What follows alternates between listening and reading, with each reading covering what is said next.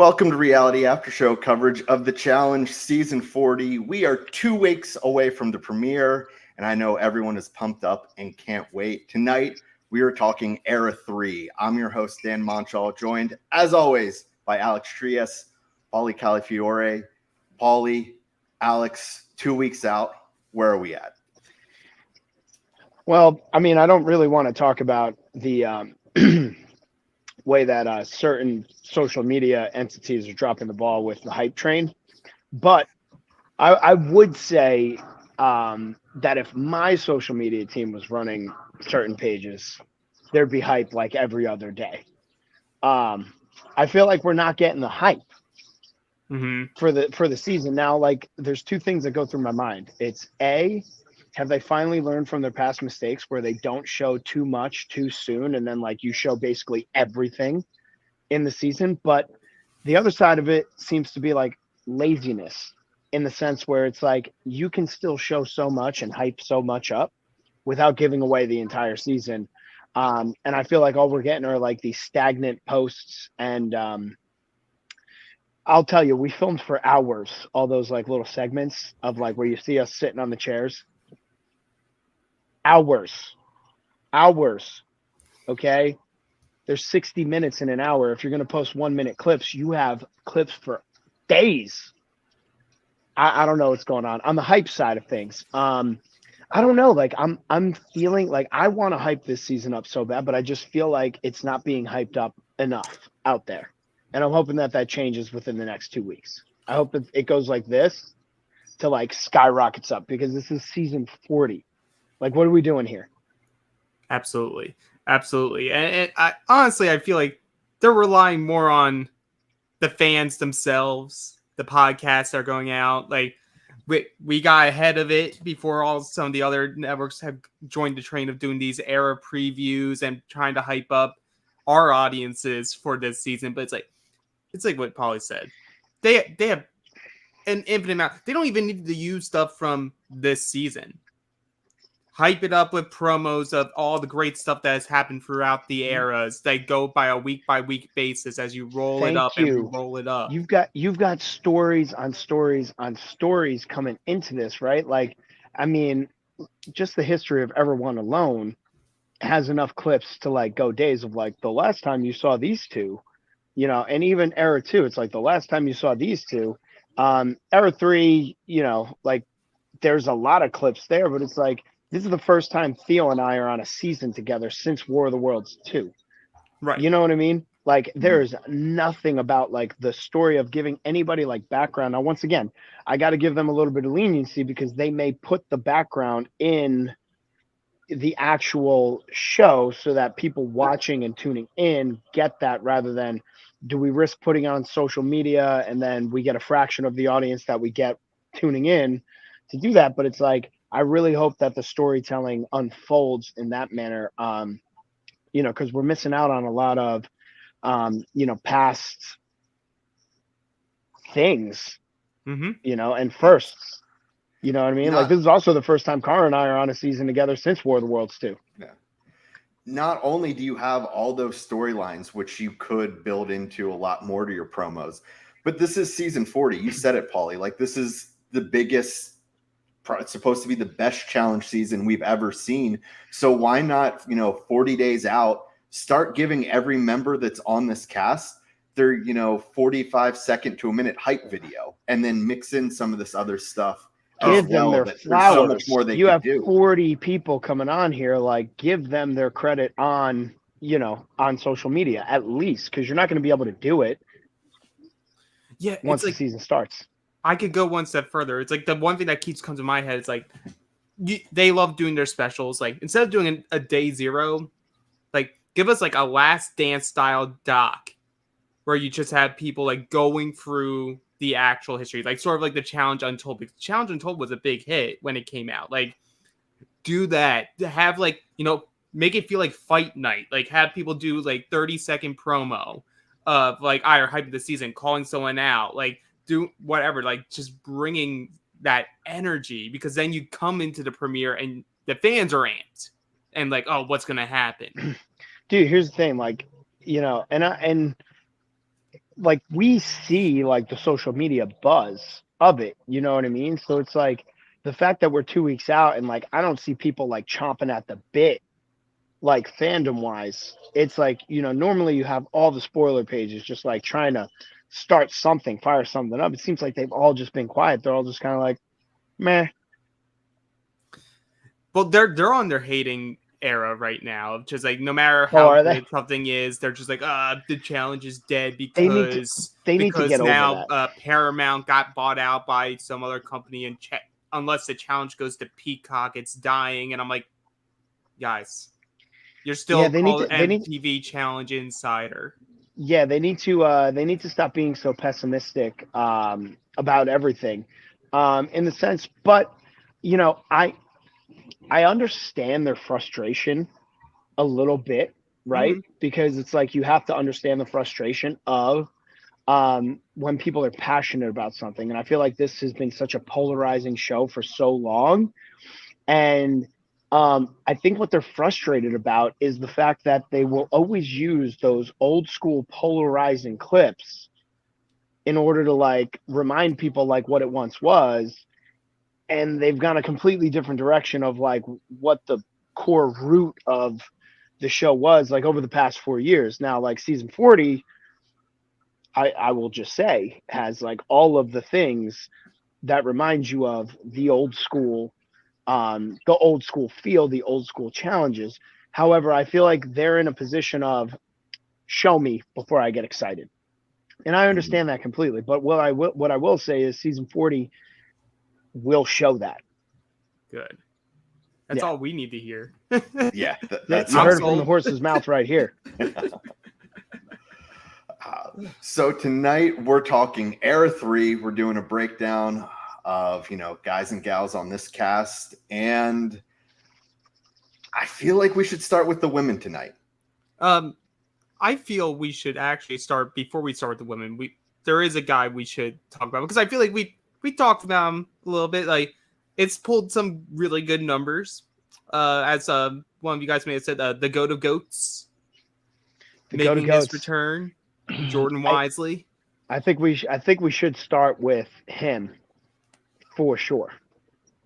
Right, because if you talk Era 3 and what came out of Era 3, Jordan is him. Yeah. Yeah, Jordan is Era 3 completely. Like, if it wasn't for Jordan, I think Era 3 would be considered like the laughing stock of the eras. Like, they would only be considered like the hookup era. Mm-hmm. Mm-hmm. Yet, you don't just have that. You also don't get Team Young Buck later on because they're inspired by Jordan, like coming in immediately and just going against the grain, calling out Bananas into an elimination. Didn't work, but it was like, oh, we're actually allowed to do this, which inspired other people to come in and be like, we can create our own things too. And it's that first pushback against that old school mentality of, oh, you guys go in, earn your stripes, then you can sit at the big kid table. Mm-hmm. And I think that Jordan is probably one of the only players where no matter what you think about him, if he's on your team, you guys could hate each other. It's all out the window. I don't think that Bananas gets that kind of justice. I don't think that CT gets that kind of justice. Cara doesn't get that kind of justice. West doesn't get that kind of justice. They joined people's teams and people are like, all right, like we're happy to have you, but we think we can do this without you. Jordan is not that player. Jordan is the player where no matter what you think of him, you could hate him, you could love him, you could be indifferent about him. If he's on your team or if he's paired up with you, you're saying, you know what? I don't really care. We just hit the lottery because we've got Jordan Wisely. And that, I don't want to give away too much, but that was like the entire vibe and feel of Era 3. Like once they knew it was Eras and once they knew that he was coming in, you know what I mean? Like it was, oh, we're golden. Jordan's just going to like lead us to victory. And like, there's not many players that like somebody goes on that team and there's not people trying to play the game outside of the game where it's like, yeah, they may be on my team, but I kind of want to get rid of them because I don't want them to like be able to outshine me later on in the game. Jordan, everybody's very happy just like giving him that. Mhm. So how was it for you, Paulie? Because you were out there. I know Alex and I were talking about it when we know you guys are going out to film. And so for the most part, I try to stay away from the spoiler pages. I don't want to know who wins the season, what it is. I feel like it doesn't help, I don't want to talk We someone do. up just to be like, oh yeah, I think so-and-so is going to win because of this. So I like to not know anything. But of course, when the cast starts getting released, you guys are on your way out there. It became a big thing of Jordan was on the cast and then they pulled it saying, no, just kidding, he isn't there. And for the longest time, there were 39 names released, and we didn't know who that missing male from Era 3 was. And then about a week later, it's like, just kidding, Jordan's there. Was it like that for you going out there? Did he show up late, or did you know the entire time, hey, Jordan's going to be here? I don't know what I'm allowed to say and what I'm not allowed to say. So I will just say that everybody knew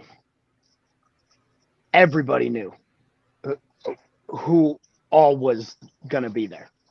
Okay. Period. And like, once again, like, this isn't a knock at anything else, but like, we got to try on equipment, we got to try on shoes, we got to try on shirts, and like, all of a sudden you walk into a room and there's tape on everybody's stuff, and all of a sudden you just see names, and you're just like, oh, that's weird, that name's there, but we don't see this person. And like, what do people like do at that point? It's like, like, at that point the cat's out of the bag. Mm-hmm. Mm-hmm. No, that makes sense. And I think one of the craziest things about Jordan is with him going on the season. I know I've always said that if Jordan's on the season, he's my pick to win just because of his track record. If Jordan's on a season, I always assume he's going to win until you can get him out. And unfortunately, for you, Paulie, you were one of the only people that tried to get him out of the game, but it was like you didn't start throwing into elimination until halfway through, where he's so hard to get out of elimination that you almost need to start right away. And he's so well insulated on his team that is he set up better than ever going into 40. It is very hard. And the only reason why Jordan only saw 2 eliminations on War of the Worlds 2 and not 6 is because he was so well insulated. Because it was like, I was on the train of like, as soon as Laura went, Johnny went, Jordan's got to go. But he was just so well insulated, and we did not have the numbers of the votes to start like tossing him and Tori in like one right after the other, because, no matter how good anybody is, it's very hard to win like 4 or 5 eliminations in a row. Can it be done? Yes, probably by Jordan. That's really it. Like, we've seen people do one-offs of it, and like, those are special seasons and those are special moments. But if there's somebody that could actually pull it off in season, where it's like, if you use the same strategy of like, he's here, time to throw him in every time again, it's Jordan. Because he not only has the ability to win it, but anybody that goes in against Jordan, they're already going to have in the back of their mind that they're losing, and he just doesn't have that thought going into any elimination. He just doesn't, and that's a massive advantage. And as far as his insulation on his own team, like I said, love him or hate him, you come onto that team, everybody's sitting there being like, you could have a vendetta against this guy, but you're not touching him.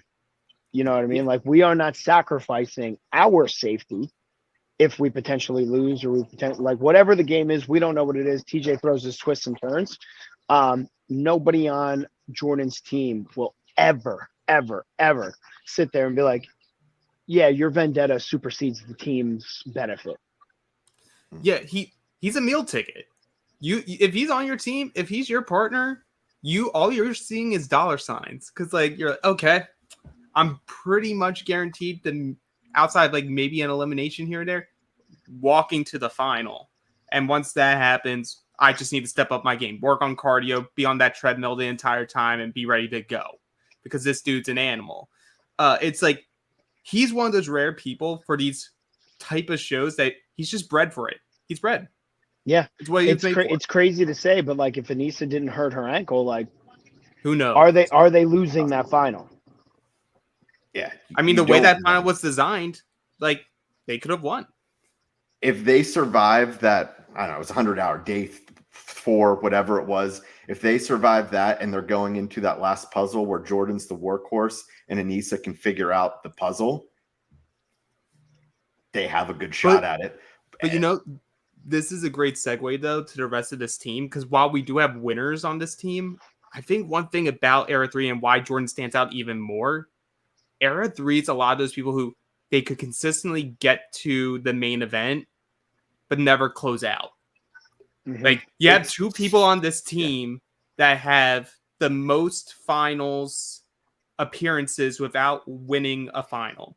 If Nani was on this season, she's one of the most appearances for a woman to make a final and never win one. Like, there's just a lot of can get to the game, get to the main event, but not close. Yeah, and I will say, I think Zach, if he was on this team, it would have been lights over. Not lights over, lights out for the team completely. And like, you also got to think Jenna. If Zach and Jenna are a part of this team, they go from being, in my opinion, the second best team in the house to the number 1 team in the house, talent-wise. Oh, regardless of how many absolutely. people made it to the final and never won, it doesn't matter because you would have had, Jordan's leadership. You have that, and it is a lot of these. I don't know. I feel like the rest of Era 2, especially the rest of the guys, it's a lot of these people that you thought, oh, they're the next big thing to come to the challenge. Like Leroy comes on, he starts doing pretty well, and you're thinking, oh, well, Leroy's definitely going to get a win. It hasn't happened yet. Corey comes on, goes straight to the finals, like his first 2 seasons. You think, oh, well, Corey's definitely going to be a champion. It doesn't happen. You know, Tony makes his run before he disappears. And so it's a lot of these people that I think we had big expectations for, but always fell short. Here's the thing is, and I love all of those people you just named to death. I love Leroy. I love Corey. I love Tony. Physically gifted idiots. They are the definition of jocks on the show. They can physically compete in every aspect of it. You put a puzzle in front of them, you put any type of critical thinking or problem solving in front of them, frozen, stiff. That is the only reason why Leroy and Tony and Corey have made it as far as they have and never won. Because when it comes to the final, if they're not paired with somebody that offsets that, and when you get that far in the game and when you get to a final, it really can't be like a, hey, if I've got a freaking really smart girl, because there's only a handful of those, you know what I mean? So there really needs to be a synergy, whether it's a team or partnership, where if somebody's working on something, it unlocks something and the other person be like, wait, hold on, I saw something, stop, let me take over. And then if they're not solving, it's like, wait, hold on, I saw something, let me take over. It can't be, I'm here to do this and you're here to do this, because you add pressure into it, you add all those things into it, it's never going to work. And unfortunately, as good as they are physically, they are very dumb when it comes to figuring out anything outside of direct, pick up this square peg, put it in this square hole. Well, maybe they needed someone who was a self-proclaimed smart guy of the house and that's why Devin's on this team. Right. But even with Devin on the team, like there's always a puzzle that somebody hasn't seen before. Right. So if you only have like your one puzzle ace, like a Devin, he could show up and like there's so many variations of puzzles. Is it a tangram? Is it a 3D puzzle? Is it a triangle, which with different shapes? Is it a square? Is it a circle? Like there's so many variations of these things. Is it a math problem? Is it, something that you kind of have to figure out strategy wise? Like listen, anything that you could see on a challenge house, they make an app for. So you can theoretically practice outside of the game, but even with the practice, like going in there and like seeing something completely different, that doesn't automatically click. Most people, instead of like what you need to do in puzzle situations and critical thinking situations is when you hit a wall, you need to just shut down, start over, shake it off, and then relook at it and try and solve it again. Because once you put the things in place and then you're trying to go and stuff like that, you've already lost. That's just not how it works. Hey, everyone. take notes here. This is an educational podcast. You want to get better at puzzles? There you go. Well, Paulie is the only one that figured out that puzzle at the World of World 2 final, and you were doing that on your deathbed. While dying of heat exhaustion. Yes. But yeah, we sort of jumped a leap, but we sort of did talk about all the other guys, and it's like Jordan's the lead here. You have Devin, who will believe that he is the lead here. And then you have 3 guys that are fully capable of taking marching orders as long as they allow themselves to just take marching orders. Well, here's the thing about Devin also that makes him a good team player is as much as he will take a leadership role, if he needs to, he is more than happy to be like, I'm the utility guy. And honestly, that's a great teammate aspect because Devin has no problem being the utility guy. Right. And you need a utility guy. And Devin's like the ultimate utility guy. And the thing is, he's not Devin he's not the Devin of the past that was like party boy, out of shape, foamers, beers. He's still party boy, foamers, beers, but he's put a little bit of effort into his physique. And, he's a former lacrosse player at a high level. Yeah. So he is like the stereotypical lax bro where you're like, how the fuck are you athletic when you drink as much as you do and party as much as you do and you're so unserious? He is that, and he understands how to fit into a team. So if he's got to be captain, he'll be captain. If he's got to be utility guy, he's utility guy. And that's I've talked a lot of shit on him in the past. But to his credit, as I've learned more about him, he has impressed me very much. Oh, for sure. And we've seen the growth over time. Just when it comes to winnability, that's just a different question. Because you look at Ride or Die, I just feel a lot of things had to go right for him to get his win. I just don't see that with this cast, especially when now he's going to have to be very good buddies, and he has in the past, but he will have to rely more on a Jordan to consistently be safe. 100%. And everybody says he got that Ride or Die win because he had Tori. And when we did our, Mount Rushmore, I controversially put her as a number 4. She's proven herself time and time again. And her only thing that I had always said about her that is what was detrimental to her was under pressure, she cracks. If it's not something she 100% knows she can win, like a balls in or a hall brawl, she'll get rattled. And we saw that a little bit on Total Madness. We saw that a little bit on seasons after that, where, she shit the bed. But with experience really shows what kind of, person you are as a competitor, because she goes from being rattled because she's never really seen success in anything outside of her wheelhouse. Then when she started gaining that momentum of success, she was able to take that mentality of her wheelhouse and be like, oh, I can do this anytime. And that is what I measure the mark of somebody who is quality over, like a show pony. Yeah. Mm-hmm. I think what's interesting there is I think Devin would be the only one who in the back of his mind would be, hey, I should take an early shot at Jordan. If he's thinking long-term, being like, hey, I don't know if we're going to be in these era teams forever. Maybe this is where we take a shot at Jordan. But just for the fact of how close he is with Tori, and we know the Jordan and Tori of it all, that's what handcuffs him and makes him never be able to do that, which I think is something that just insulates Jordan even more. Because we know outside of, the bananas, Paulie, CTs, things like that, there are the guys in the house that'll push the vote. Primarily, it's the women that drive a lot of the votes in the politics in the house. And him having Tori is always going to be a huge ace up his sleeve. And I wouldn't downplay Devin's political prowess. The only thing is Devin will only truly show his political prowess when he really wants somebody out, right? Like we saw what he was able to do on Vendettas with Bananas. He has a way of swaying the masses at a time when it's not popular. But but he's smart. So he knows he has that, and he's never going to use it immediately or even at the halfway point. He'll wait. No, that's great. And so I guess before we go over to the women, we already mentioned Zach. Is there anyone else we're thinking, wish we would have seen here? I have one name that stands out, but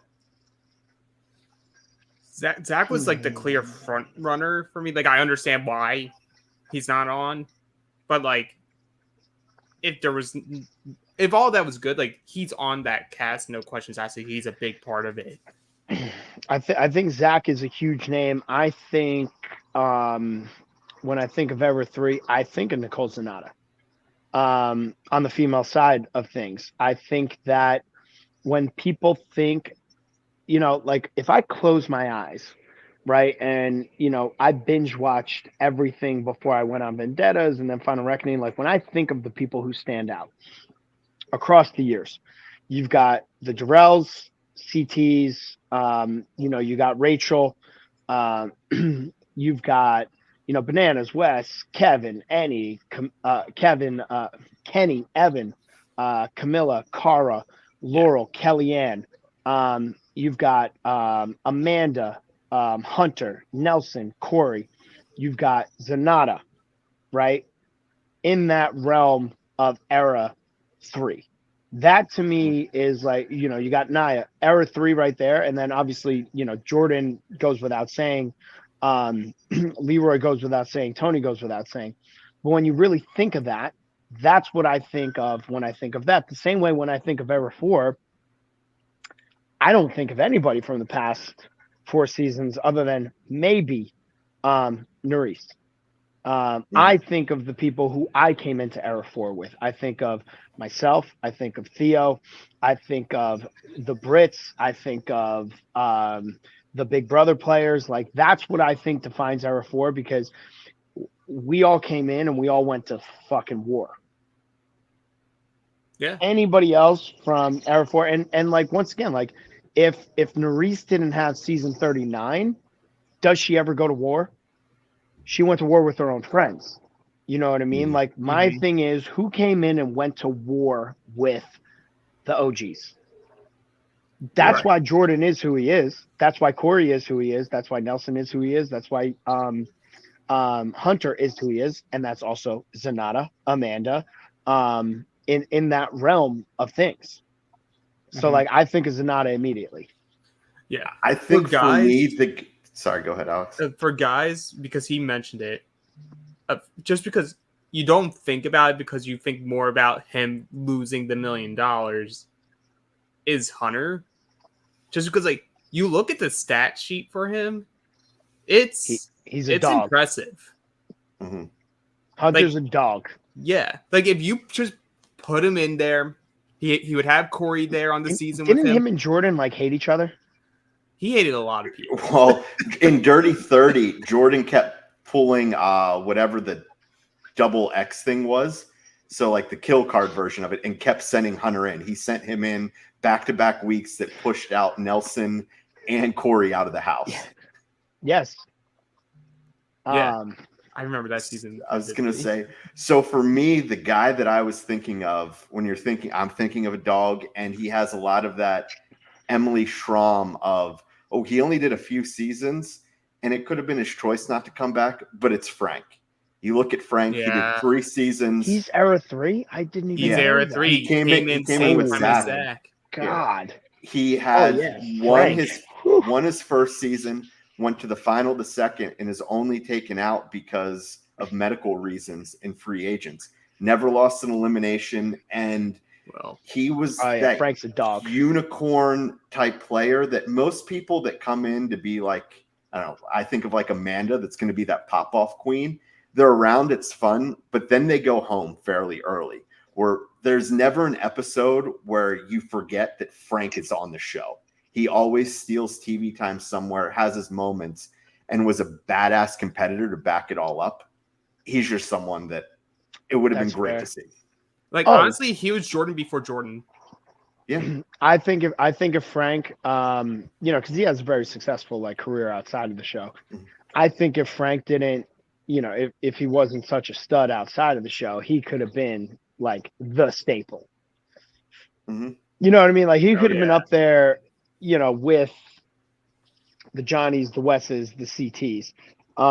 Somebody else or two other people that we're not mentioning, fucking Ashley Mitchell. Well, I was waiting Yeah. for the girls because I'm Yeah. like, Like you can't talk Era 3 without talking Ashley Mitchell. It's just like she gives you like what Amanda gives you, but also like the upside of, well, she could win. Ashley like does it in a way. It's so strange because Ashley and Amanda are like one and the same. Only like Mhm. Amanda does it, and people are like, "Let's throw her in." Ashley does it, and then people are like, "Yeah, but it's Ashley." Right. Like if she gets past like the second round of the game, then they're like, well, it's just Ashley. Like that she may get hit right at the beginning, but that's usually right after she's won. And then they're like, okay, well, let's just get rid of her. Yeah, and she gets to be like, "Whatever, fuck you, I'm rich," and I love that about her. Yeah. As That's a for- glaring omission. Yeah.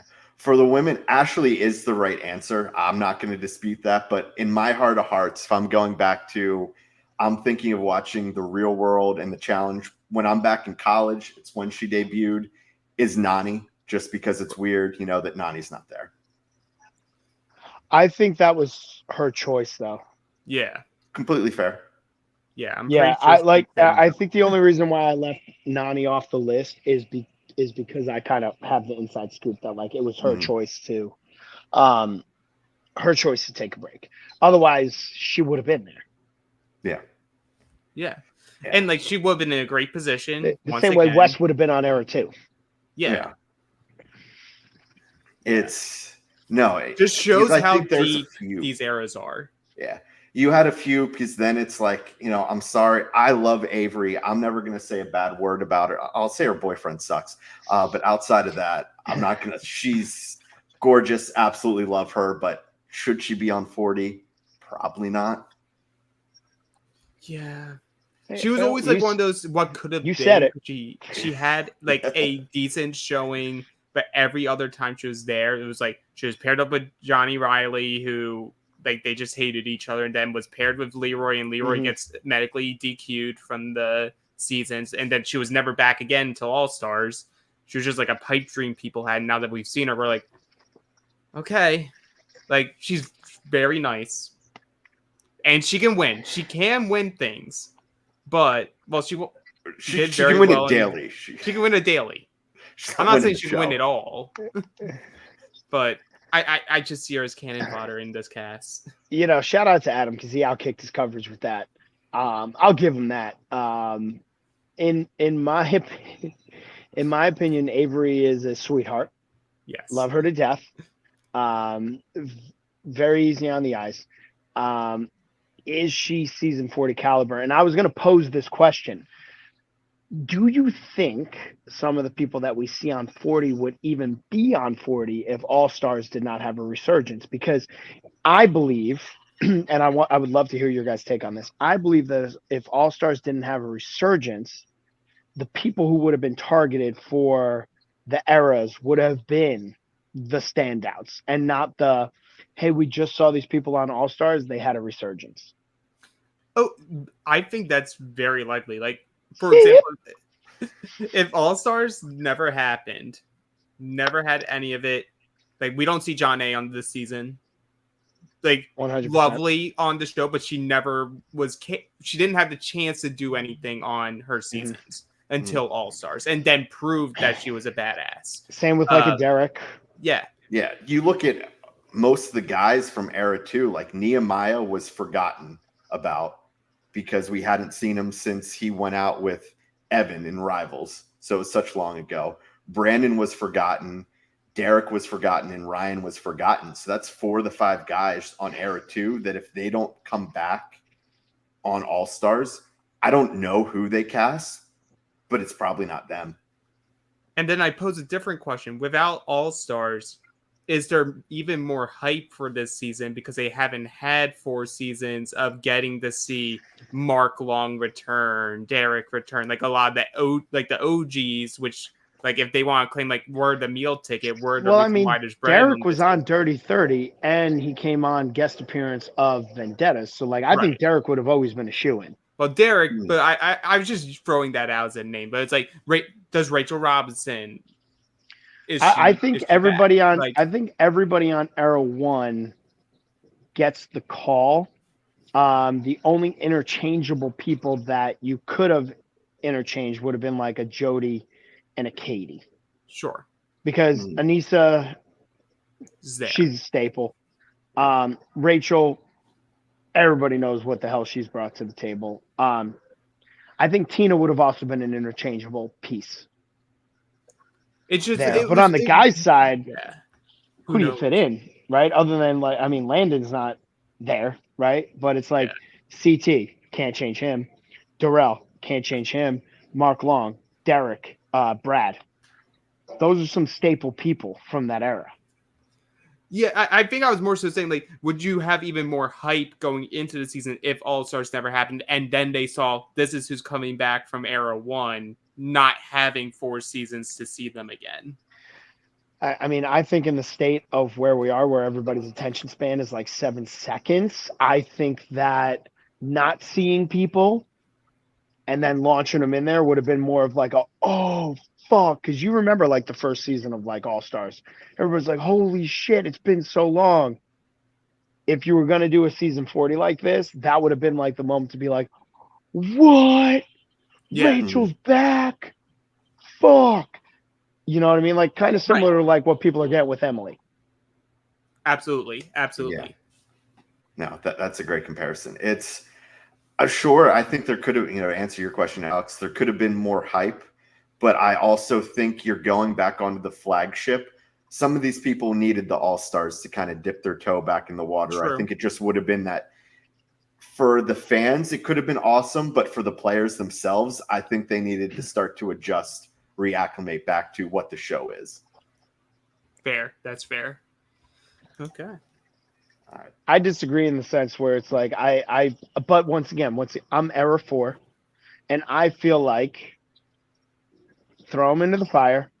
It'll put to rest can they still hang, and is it time to pass the torch? That's my whole thing, because that would show you exactly who, I think Brad made this line famous. Like, I don't got to get ready because I stay ready. Right. And to Brad's credit, guy's always in shape. You know what I mean? So it's like, you don't got to get ready because you stay ready. Right. And I think that would really put to rest that whole thing. And now, granted, beating somebody from Era 1 is not going to sit there and be like, ha ha. That would be like, beating Tom Brady in his final year. It's like, dude, you were not touching this guy in his prime. Shut up, sit down. If you're gloating over this, you're an asshole. You know what I mean? But it is good to know, like, when you have the CTs who have won in like recent eras, you have like, Derek, who has, made a final on Dirty 30, came in second place? He was third. Yes. He was third behind CT. Okay, he beat Derek CT. was That's second. Right. Derek was second, yeah. And then came in and, like, in my opinion, like a mental lapse is what had him win that elimination with Josh, but like still the guy didn't quit after getting the shit kicked out of him for an hour and a half. Yeah. It's crazy. Yeah. And Derek he's a fucking dog. Like, and that's the old school feel that I would like to see, where it's like, you're getting the shit kicked out of you. You're not just like, I'm too old for this shit. I'm checking out. You know what I mean? And I think that he's probably one of the only ones on the men's side that like still has that. I don't want to call it an ego, because it's not an ego. It's not a bad thing, but he still has that in the back of his mind where he's like, you got to kill me before you beat me.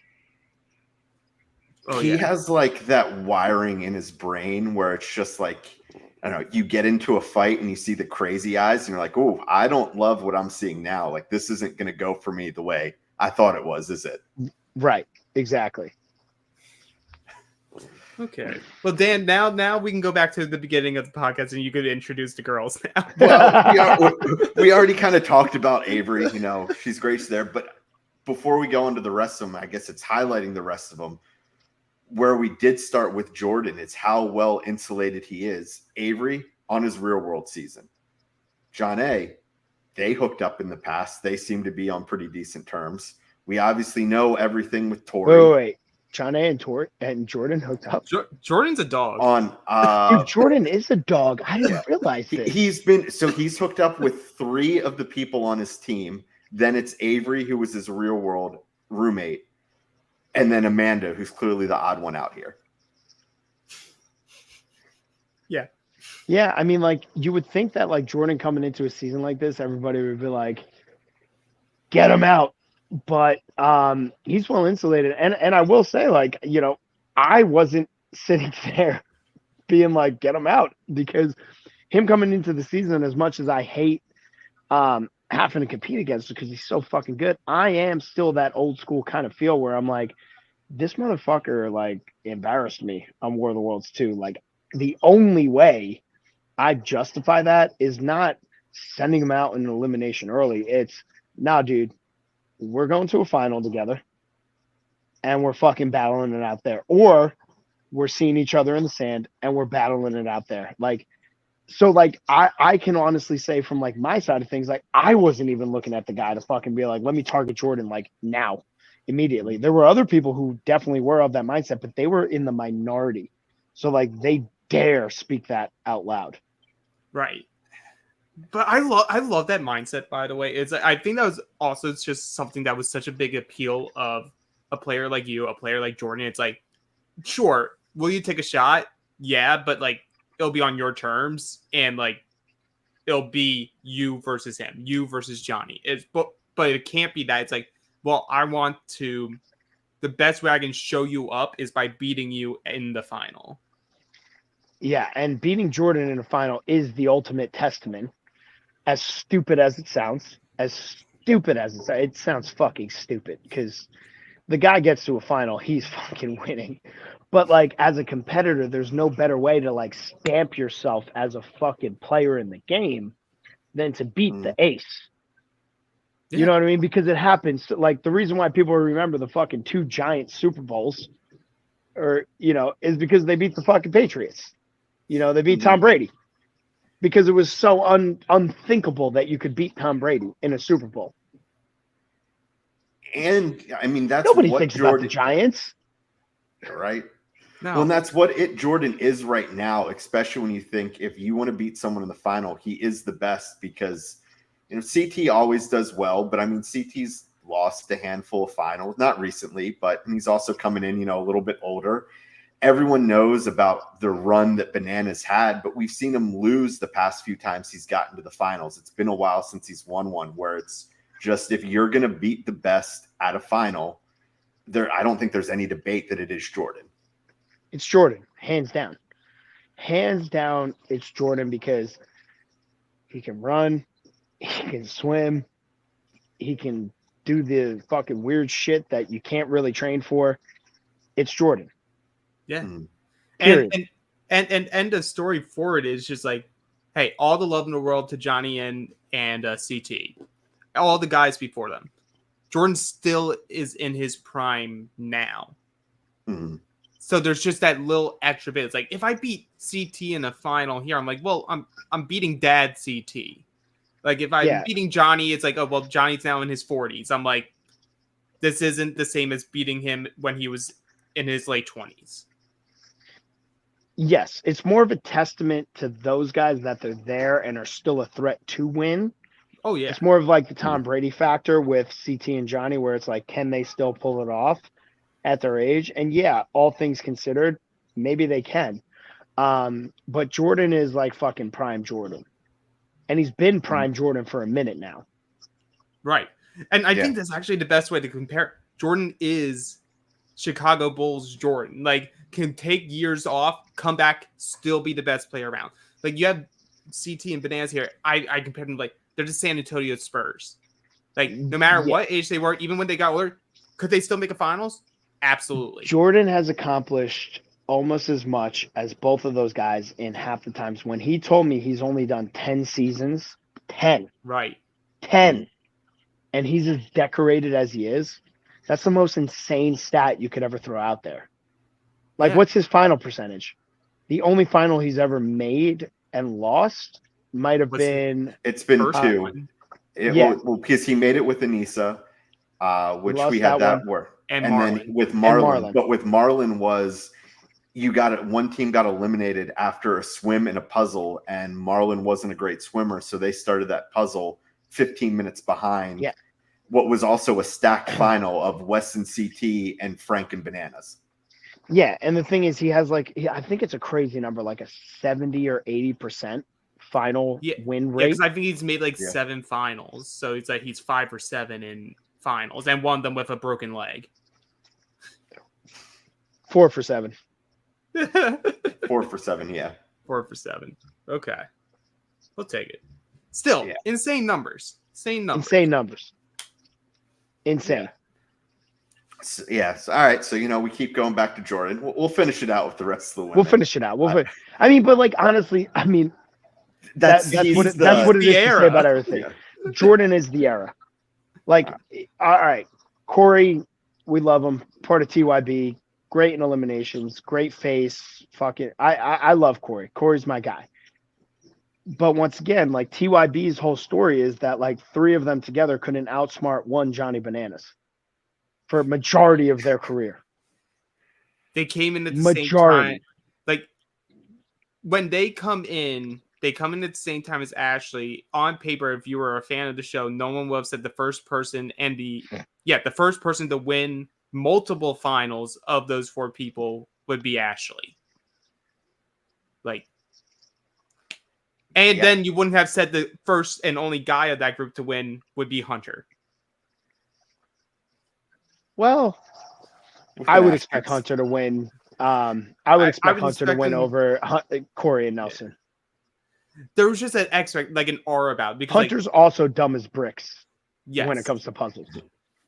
That was more so the thing, and Corey was the face of that. I think Corey was the one that you'd think of because he came right out of the gate, and I believe went to the first 2 finals in the first 2 seasons he was in. Yep.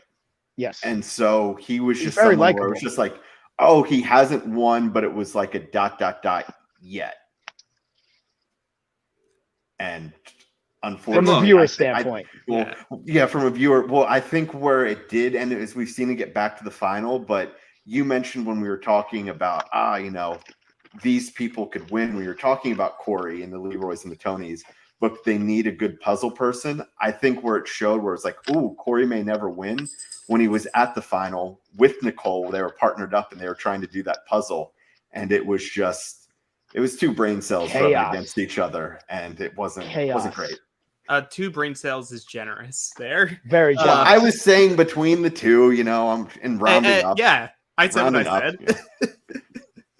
But he's a lovable guy, and as we all know, he has 2 kids. He's gonna get one of these days. Yeah. Well, question: what do you guys think Corey's playing for this season? I don't know. What is every person with a child playing for this season? I mean, how many people could have the same storyline? Exactly. Let's be honest. Exactly. We my thing is how are you going to relate to college viewers, which when correct me if I'm wrong, but college demographic was a huge demographic of the challenge. Yeah. How are you going to capture that demographic when you have every storyline being I'm playing for my family and kids at home, and these people are out fucking drinking and getting hammered every day. They're all right, well, stay at home with your fucking kid. That's why I always appreciated Darrell, because everyone is, I'm playing because, I'm playing for my kids or my family, where Darrell's just I want a camper. That'd be pretty cool. Yes.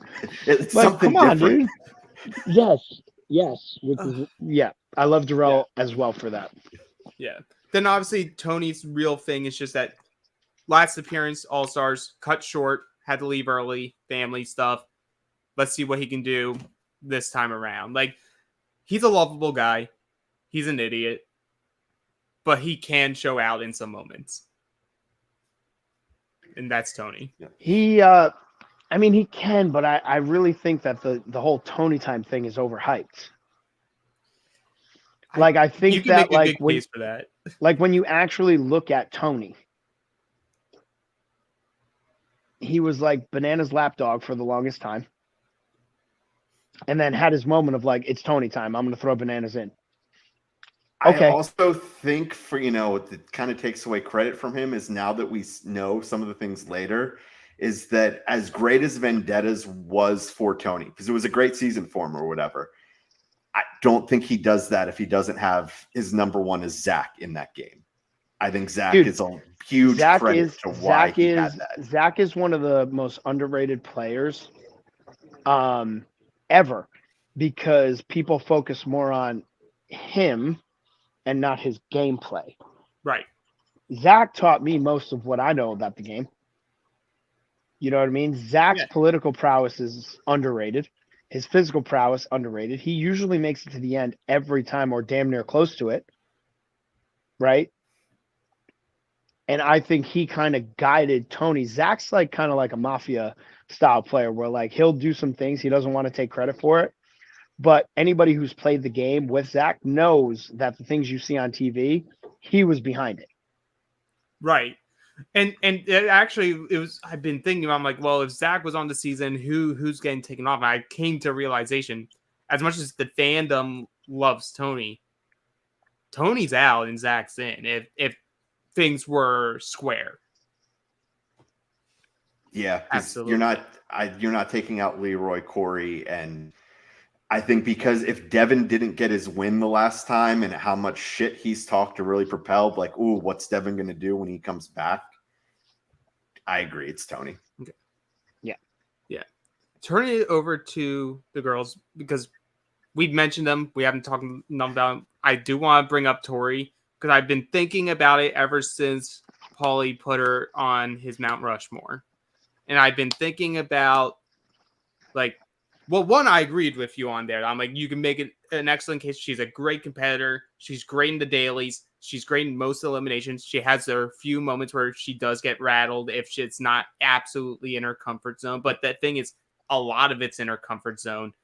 I think the thing that I realized was the reason why, for me, I've been on and off with her is like, I'd never gotten to see, like, for lack of a better term, like her Kara moment. Like, because in my head, I'm like, she has all the capabilities in the world to go on a season without like all the alliances or anything, and just through her own talent, like earn that respect and go in. And it was more so she came in and was given, through her likability, through her social charm, through her connection with Jordan, and in instantly in her rookie season. So she never really had a true rookie season where she had to face a lot of adversity. And I just wanted to see like a little bit of that. And then I think I would have been fully sold on her and her entire career, because she has a great challenge career. I mean, I think I gave that to her a little bit on War of the Worlds too. I mean, I was friends with her and I was like, sorry, you got to keep going in. Right. I think for me, if we're talking about Tori, and I'm not going to discredit how good she is as a competitor and everything that she's done, is I feel like she's just always left me wanting more, because she comes in, has a great rookie season. Her next big season is World of the Worlds 2. And because of, our co-host here, Paulie, gave her that underdog, rootability story. She goes in these eliminations. She's winning. And despite the fact she gets cut from the final, you think, this is it. Tori's made it. Like, she's going to be one of the next big stars of the challenge. She comes back. She loses to a checked out Jenna in Total Madness, and then loses to Anissa in Double Agents. And it's just like, ooh, like that, what's going on there? And she's kind of made her prowess back to the challenge, but it's been to those dirty words that the challenge fans hate of the Vacation Alliance, that it's just like, I just want more than what we've gotten when it comes to Tori. I can agree. I can agree on that, because she definitely relies on her social prowess, and to be honest, she's good. She can make people like her 100%. Like, out of the gate, she can make people like her. And that's part of her political prowess. However, there are the two sides of it where it's like, live in the fact that you're a badass and just do it, like Kara has done over and over and over again. Or just admit, like, yeah, I'm good, but like, I'm nothing without my team. which is also something that, someone like Johnny should admit, from a lot of his, back in the day wins, right? Like, he was great. He had a lot of help. Well, for sure. It's sort of like the case that a lot of the shit people give, like LeBron. It's like, is LeBron talented? You can't say no. He is absolutely talented. Did he need a lot of things to go right and the right people brought in order to get the job done at the end? You can't say no. And that's sort of the same case for both of them, which is actually a very interesting comparison to compare those two right now. Yeah. Yeah. And then it's a toss-up for me.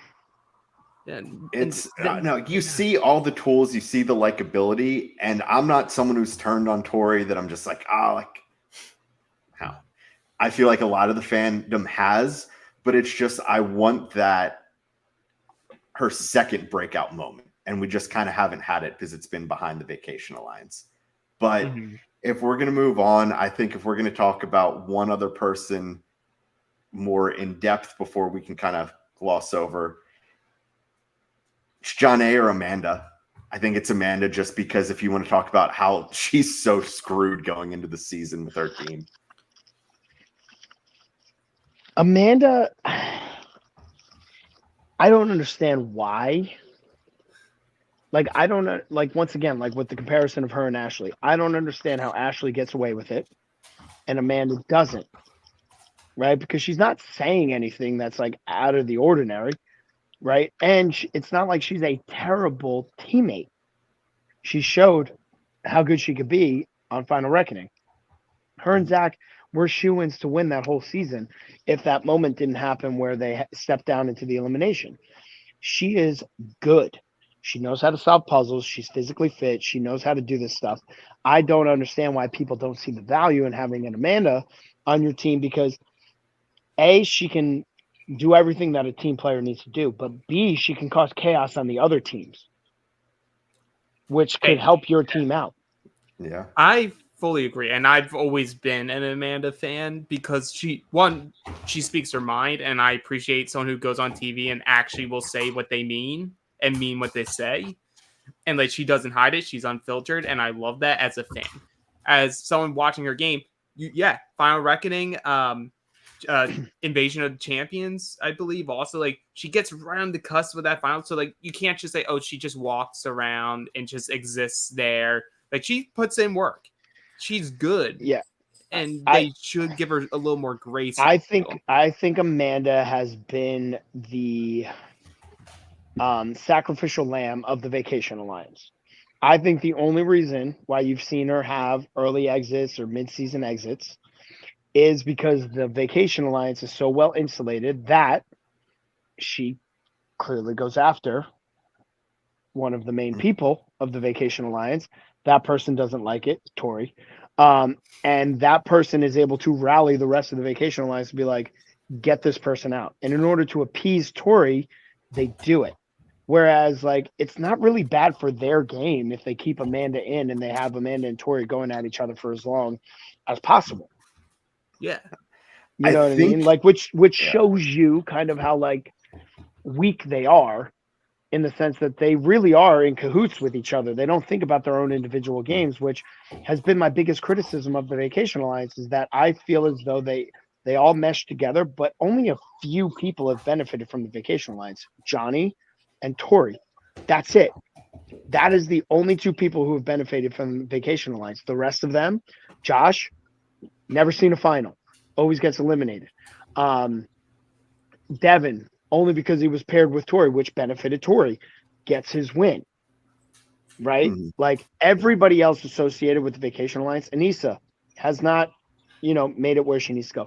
They have all never benefited from the Vacation Alliance. So it's like the people at the top, like a Johnny and a Tori, are able to influence them so much that, like, if Amanda's just chirping, and the rest of the house is listening, those people at the top are like, this isn't good for me. Hey, all of you minions of ours, do what we say.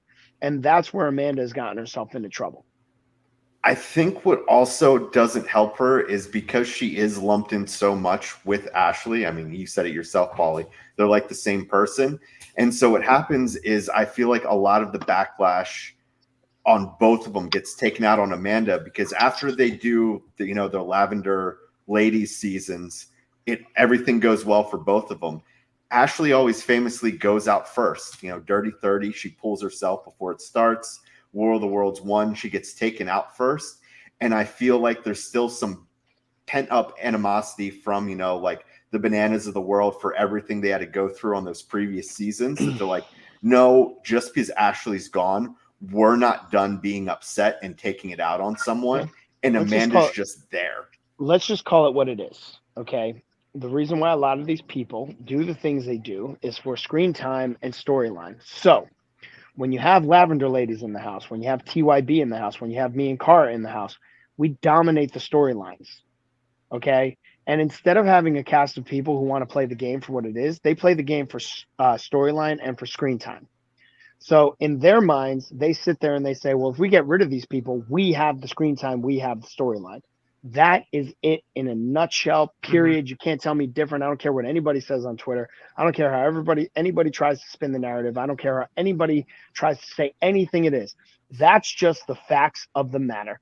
War of the Worlds 1 and War of the Worlds 2, my name was mentioned the most out of anybody on the cast. I had the most confessionals out of everybody on the cast. Cara's right there with me. When TYB and Lavender Ladies were in there, they were major storylines, most confessionals, most mentions.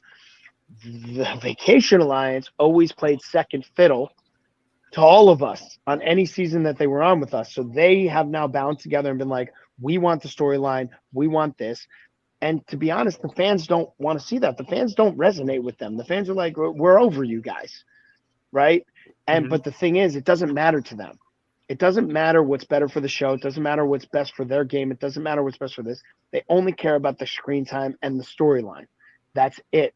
Jordan just did a post about like people come in and they think too much about storyline. Stay away from them. They're dum-dums. He is talking about them. 100%. Yeah. He just gets to have the benefit of also benefiting off of them. Like, he nobody ever said Jordan was a bad player. No. Yeah, and it's like, does he need it? No. But I feel like a great player also realizes, like, all these people who want a storyline that I also have an in with, Grigio. let me walk with you. Yeah. Yeah, they do. Now, then I'll take your money. But it's talking on John A, though. John A is just like, I just want to see her luck turn again. Because, like, she had the high spots of All-Stars. World Championships gets taken out. She's been targeted a little more. USA season 2 was targeted a little earlier. Like, she needs to survive a few rounds, because, like, if she can touch a final, like, I think she's one of the more dangerous women in the final of, like, the cast that we have. Here's the problem. People will make it far as long as they don't bend the knee to the Vacation Alliance. Right. I've said this very much. As much as I love the OGs, as much as they're amazing, they come into these seasons and they're not the same OGs. They bend the knee. Her only shot of making it far is by not bending the knee. And that's it.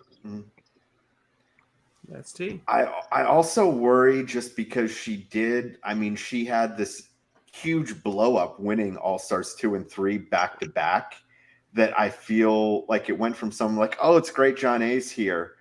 People are excited to see her. Do I think putting a target and much bigger expectation on her back that we still haven't really been able to see how she does with that larger target? Because you mentioned World Championship, she goes out due to a partner injury. She goes out early in USA 2. And so it's so happy that she got those 2 wins. It's been great seeing her back.